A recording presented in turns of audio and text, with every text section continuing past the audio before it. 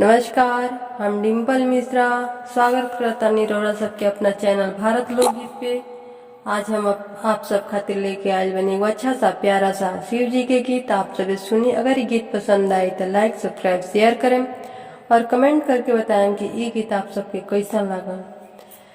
गौरा चले शिव की नगरिया डगरिया में चांद उगे सजनी। गौरा चले शिव की नगरिया डगरिया में चांद उगे सजनी। कोठाया टारे शिव की मन ही न भावे। कोठाया टारे शिव के मन ही न भावे। टूट ही मड़ैया पर नजरिया डगरिया में चांद उगे सजनी।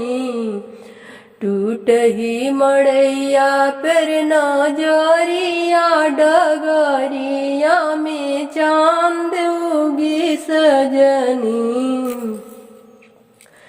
गौरा चले शिव की नगरिया डगरिया में चांद उगे सजनी।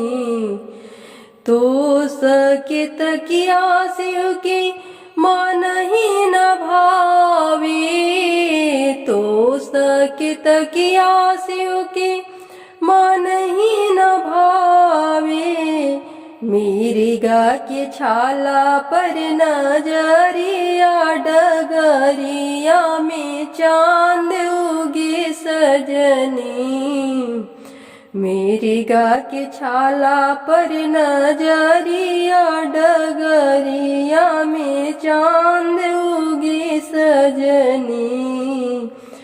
लड्डू मिठाई भोला की मन ही न भावे। लड्डू मिठाई भोला की मन ही न भावे।